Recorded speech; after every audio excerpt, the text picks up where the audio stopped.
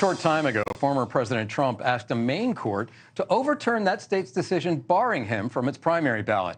He's also soon expected to go to the U.S. Supreme Court, just around the corner from where we're sitting, to ask it to overturn the similar decision from the Colorado State Supreme Court.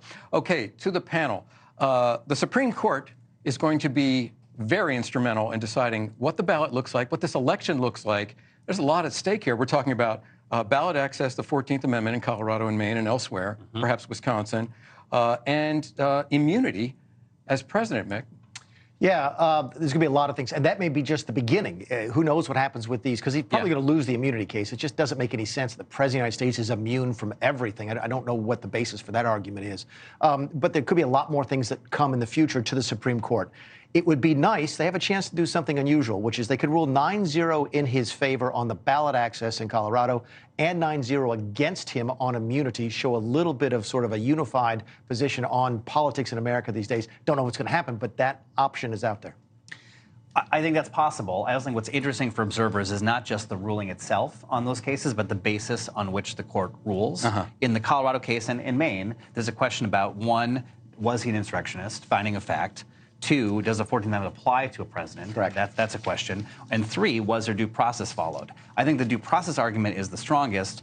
Mick, you made the point that the 14th Amendment is the one that may be cleanest for them. If they rule that the 14th Amendment doesn't apply to a president, because other places in the Constitution that president, vice president are identified by name. In this section, it simply says senators, House members, and other officers.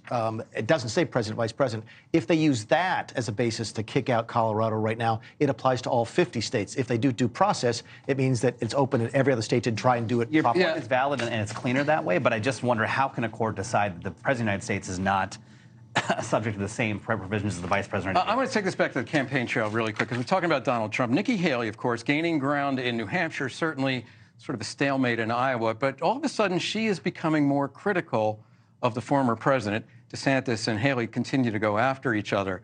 But what was the statement that Haley put out there, guys? Can we put that up? I'm sort of lost here. I don't have it in my papers. I've been searching all over. Thank you. You stole it from me. No. Oh, my gosh.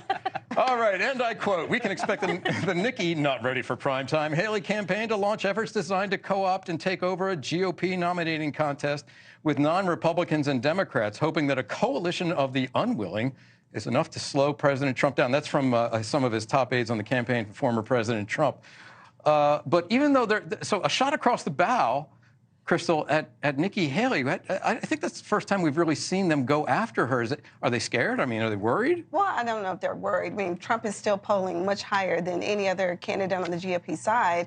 But I think, he's trying to draw a contrast between the would-be second runner and himself. And so, but the question really here is, would Nikki Haley be his running mate? I mean, if she does well... Come on, really? It seems unlikely, right? I mean, maybe, but I mean, it'd be nice to see another woman as a vice presidential running mate. Yeah, how does that help Donald Trump to have Nikki Haley? Or how does that help Nikki Haley? But anyway, you can go either way. Should be vice president of the United States, But no, I think that when you're being attacked, it's obviously, there's a positive side of it, because it does mean you're relevant, Absolutely. as you said. But I also think that she has made a point not to go negative against her opponents in ads or in her town halls in both Iowa and New Hampshire.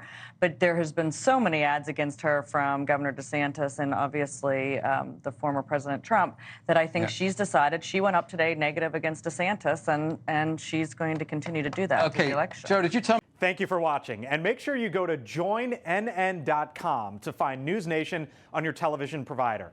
And don't forget to click the red subscribe button below to get more of NewsNation's fact-driven, unbiased coverage.